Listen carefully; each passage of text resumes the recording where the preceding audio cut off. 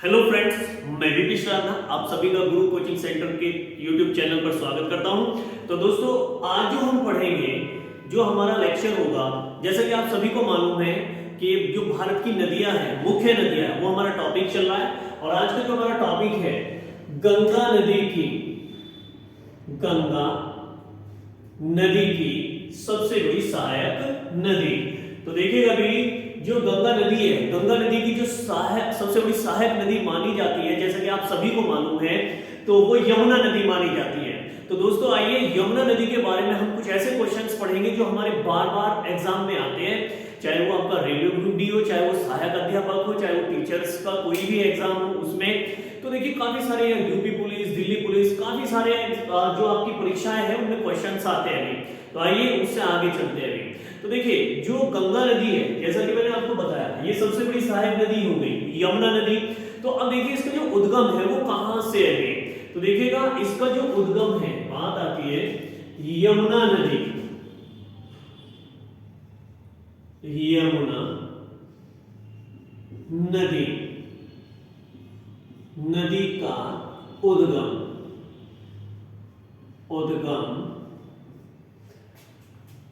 बंदरपुंछ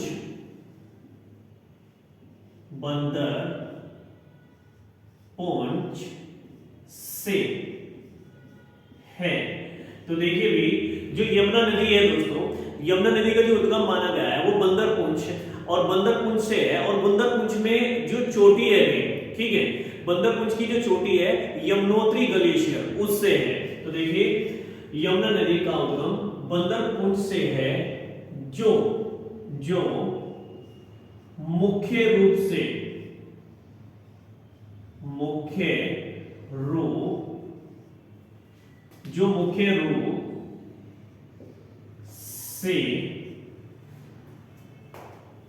इसकी चोटी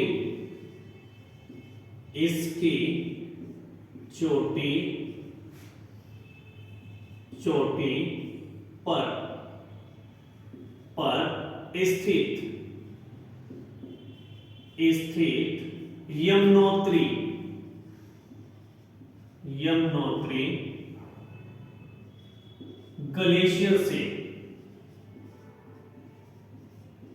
ग्लेशियर से निकलती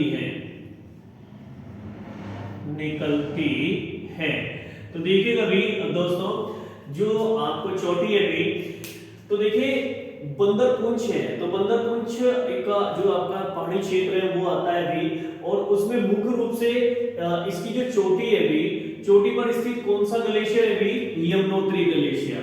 तो दोस्तों यमुनोत्री ग्लेशियर से आपका यमुना नदी निकलती है अभी। तो आइए अब मैं आपको बता दूं भाई ये यमुनोत्री ग्लेशियर कहां पड़ता है।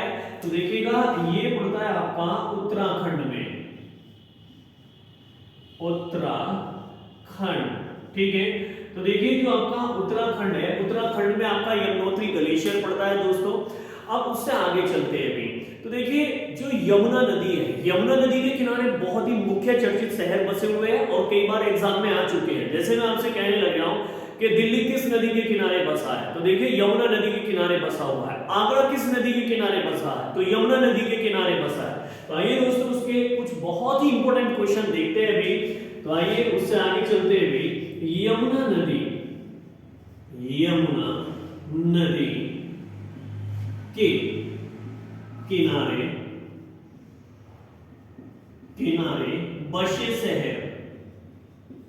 बसे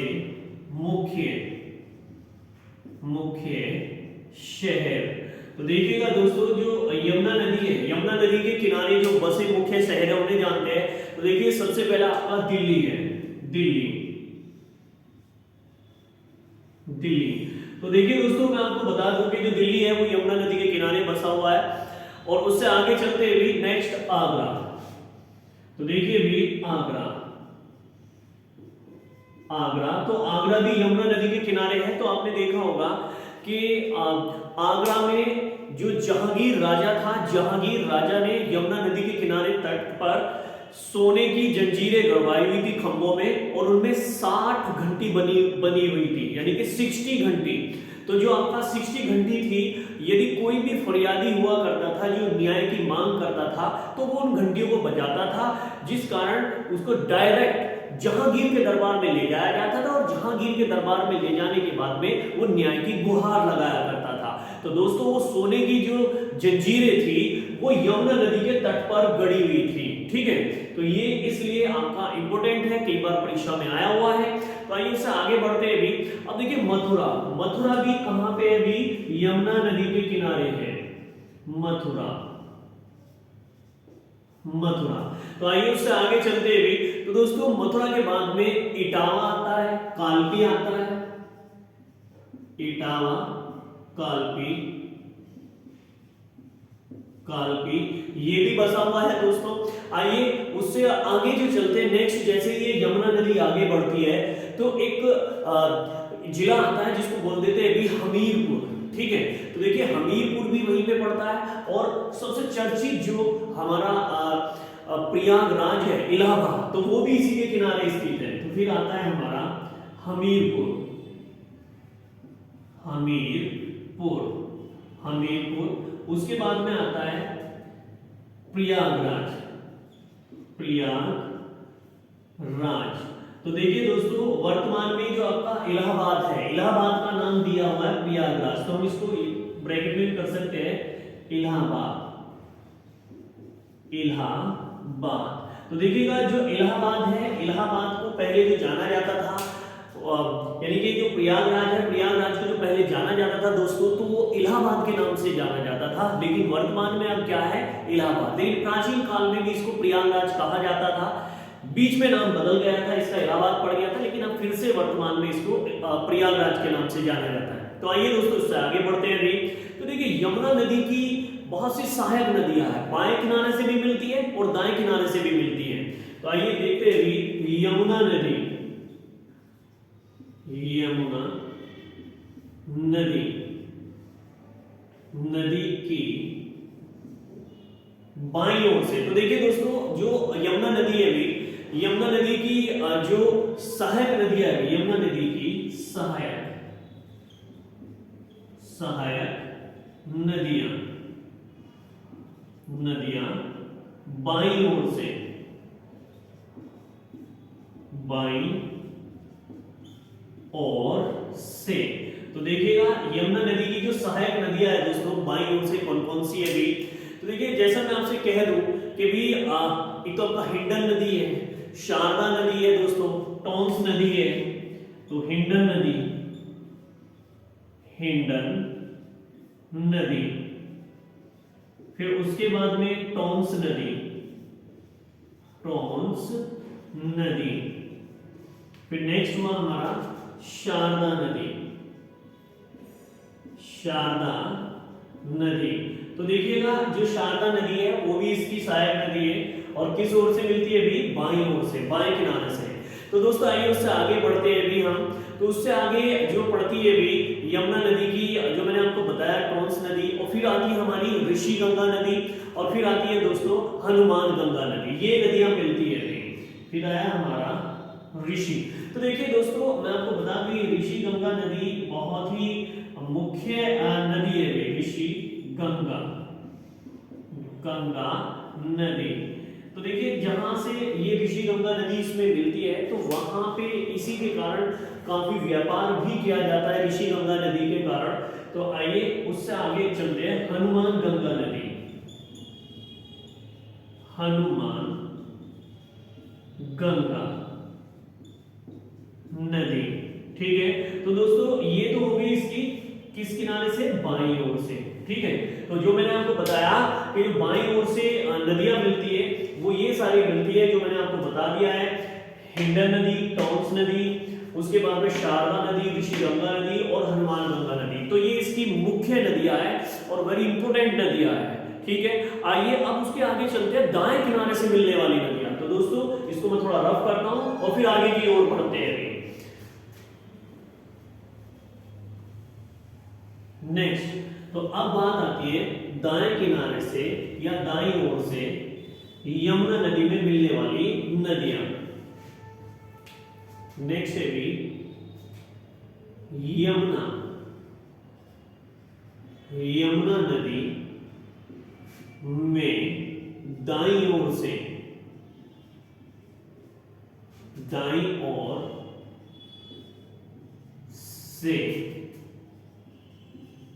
मिलने वाली या विलय होने वाली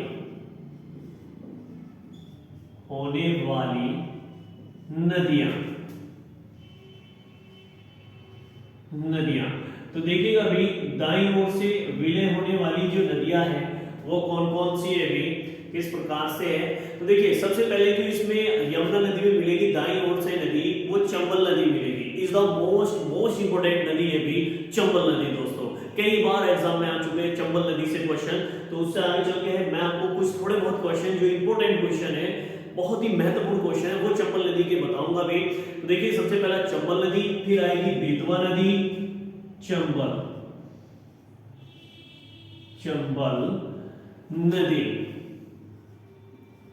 नदी, उसके बाद में बेतवा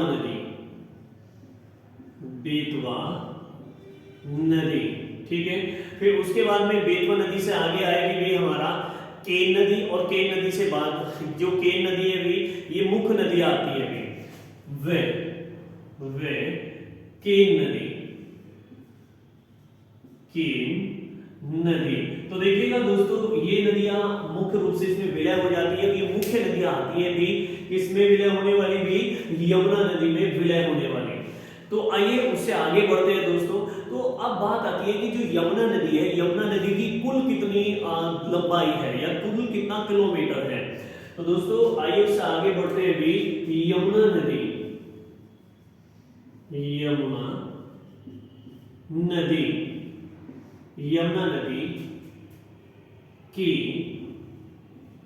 की कुल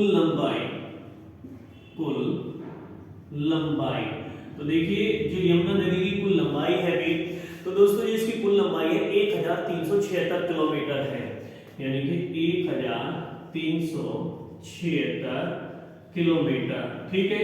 और अगर इसको हम मील में मापे, यानी कि कितना मील है, तो ये 855 मील है भी, तो इसको हम मील भी कर सकते हैं 855, ठीक है, यानी कि 855 मील।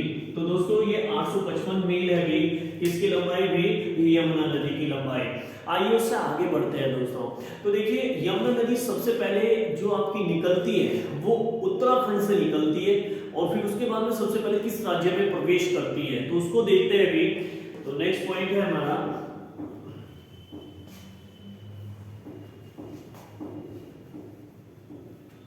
तो आइए उससे आगे चलते हुए यमुना नदी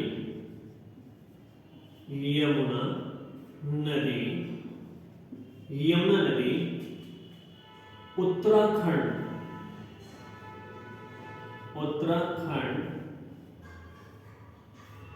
से निकलकर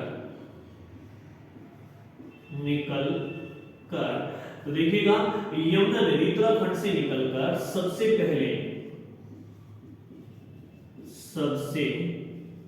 पहले यूपी, यानी कि जो आपका यूपी उत्तर प्रदेश यूपी। तो अब देखिए यूपी का एक स्थान है जो जिसका नाम है भी आपका फैजाबाद। तो फैजाबाद के बाद में जैसे यानी कि फैजाबाद सहारनपुर में प्रवेश करती है, यूपी के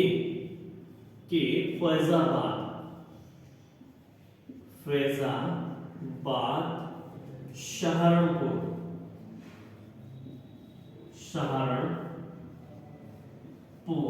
में प्रवेश करती है। तो देखिएगा जो आपकी यमुना नदी है भी सबसे पहले उत्तराखंड से निकलती है, और किस राज्य को स्पर्श करती है, किस राज्य में जाती है, तो वो यूपी है, यानी कि उत्तर प्रदेश में जाके मिलती है। और फिर उसके बाद में ये कहां पे आके गंगा नदी में विलय हो जाती है। तो देखिएगा अभी उसके बाद में सहारनपुर के बाद में या फिर ये अंत में जो विलय होती है भी प्रयागराज में आकर गंगा नदी में मिल जाती है। तो देखिएगा यमुना नदी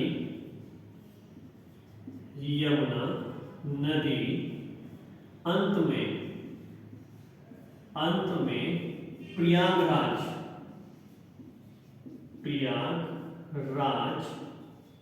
में आकर आकर तो देखिएगा भी यमुना नदी अंत में प्रयागराज में आकर गंगा नदी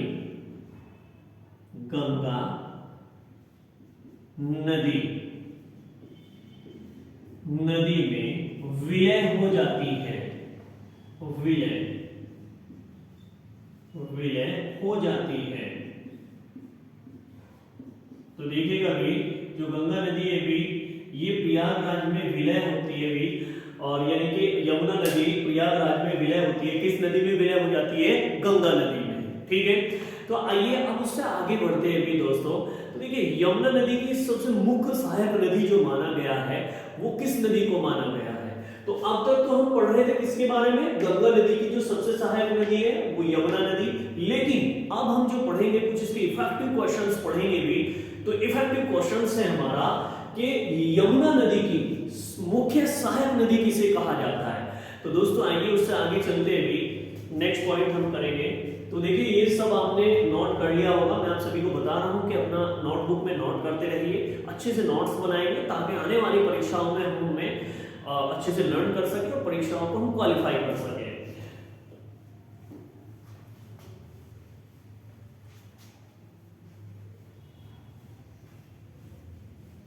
ठीक है दोस्तों, आइए अब आगे बढ़ते हैं। तो देखिए आगे जो हमारा क्वेश्चंस है, नेक्स्ट क्वेश्चंस जो हम हैं, तो देखिए अब पढ़ेंगे हम यमुना नदी की मुख्य सहायक नदी किसे माना गया है। तो आइए दोस्तों, यमुना नदी,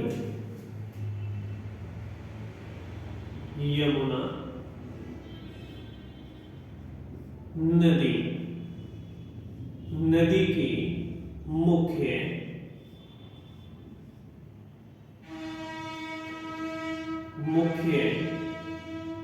सहायक नदी,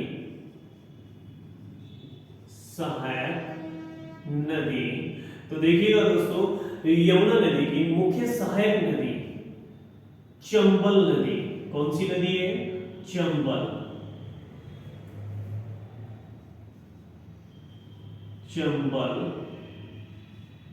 नदी।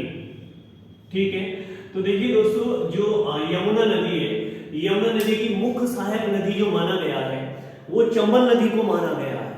तो आइए चंबल नदी के बारे में हम पढ़ते हैं दोस्तों। तो जो चंबल नदी है भी, चंबल नदी का उद्गम कहां से, किस प्रकार से निकलती है, अब इसको क्यों माना गया है? तो सबसे पहला रीजन है क्यों।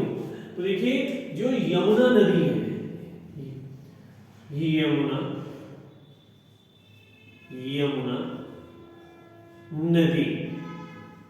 नदी की मुख्य सहायक नदी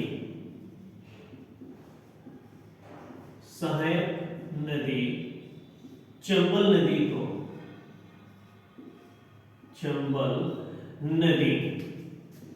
नदी को इसलिए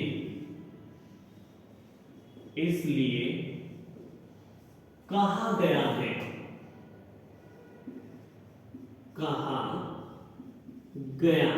है क्योंकि इस नदी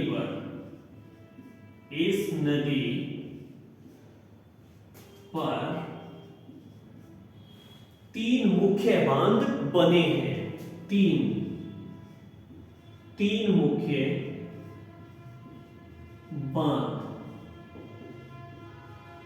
बांध बने हैं। तो देखिएगा दोस्तों इस नदी पे क्या है कि तीन मुख्य बांध बने हैं। तो आइए उन तीन मुख्य बांधों को देखते हैं, वो कौन कौन से बांध बने हुए हैं और किस प्रकार के बने हैं। तो देखिएगा सबसे पहला है हमारा जवाहर सागर बांध। तो देखिए दोस्तों फर्स्ट क्वेश्चन है, यानी कि कौन कौन से तीन मुख्य बांध हैं। जवाहर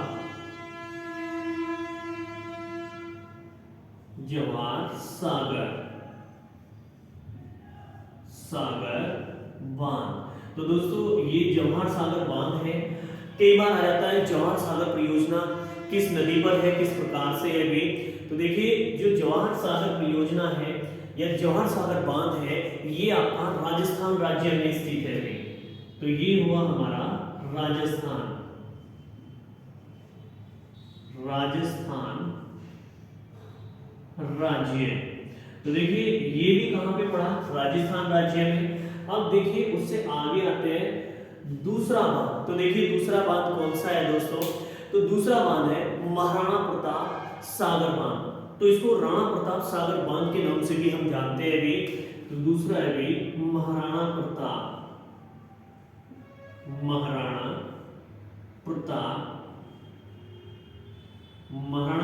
सागर बांध।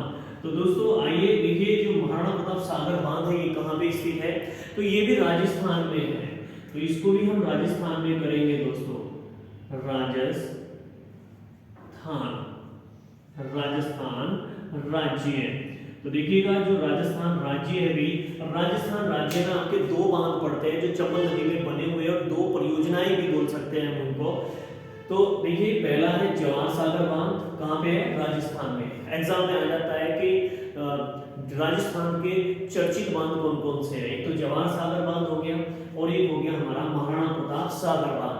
उससे आगे चलते तीसरा बांध कौन सा है दोस्तों, तो तीसरा बांध है हमारा महात्मा गांधी सागर बांध। तो तीसरा हुआ दोस्तों महात्मा गांधी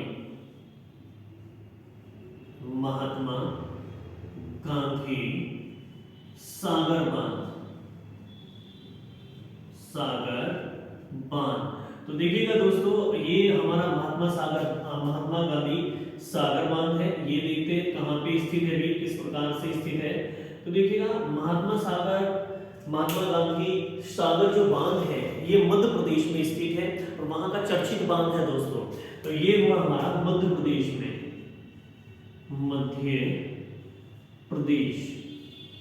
तो देखिएगा ये है मध्य प्रदेश राज्य में, ठीक है। तो ये मध्य प्रदेश राज्य में है भी। तो देखिए जो चंबल नदी है, चंबल नदी में तीन बड़े बड़े बांध बने हुए हैं, और तीन बांधों पे परियोजनाएं भी है, और इन बांधों के नाम से ये परियोजनाएं जानी जाती है।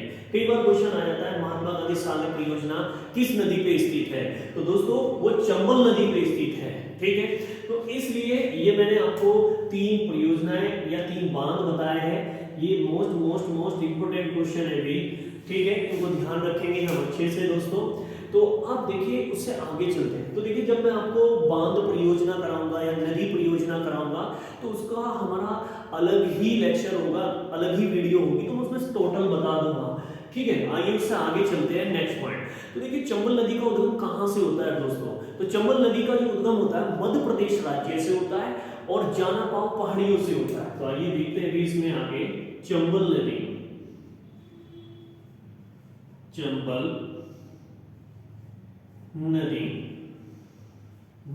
का उद्गम मध्य प्रदेश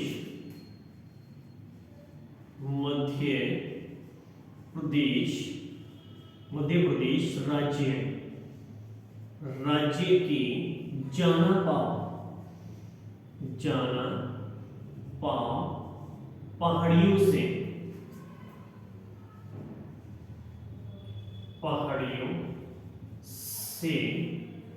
होता है।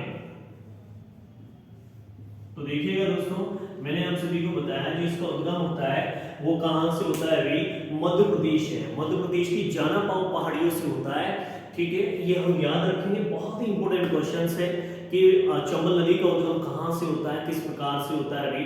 तो अब देखिए इसका मैं एक और इफेक्टिव क्वेश्चंस बताता हूं दोस्तों, वो भी बहुत ही अच्छा क्वेश्चंस है। तो आइए देखते हैं उसको। तो आइए दोस्तों इसको रफ करते हैं अभी हम।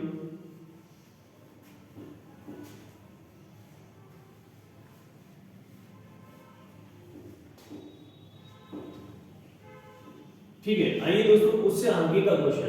तो उससे आगे का क्वेश्चन है भी हमारा। तो देखिए जब ये चंबल नदी का उद्गम मध्य प्रदेश की जाना पाव पहाड़ियों से होता है, तो इसके पानी के बहाव से क्या हो जाते हैं, गड्ढे, ठीक है। तो देखिएगा भी चंबल नदी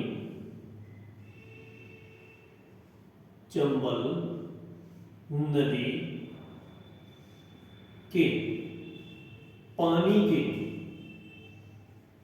पानी के प्रवाह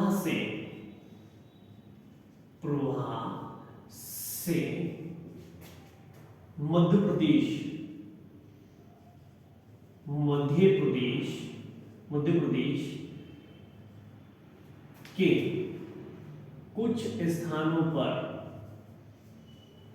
के कुछ स्थानों पर गड्ढे हो जाते हैं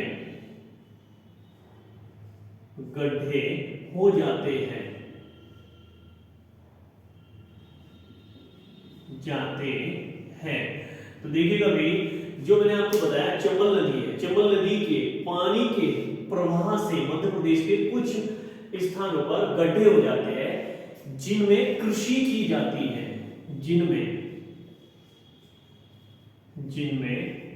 कृषि की जाती है।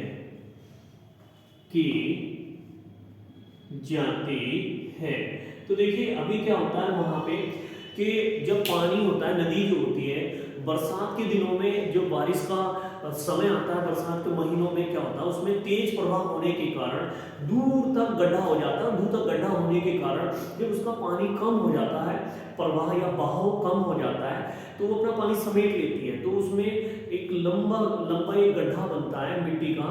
तो अब उसमें वो कृषि योग्य बना लेते हैं, तो उसमें खेती बाड़ी भी की जाती है। तो दोस्तों ये हमारे कुछ इंपोर्टेंट फैक्ट थे चंबल नदी के बारे में, ठीक है। और हमें बताएंगे आपको हमारी क्लास कैसी लगी। आने वाली वीडियो में आपको और भी अच्छी नदियां पढ़ाई जाएगी। तो इसी के साथ दोस्तों, जय हिंद, जय भारत।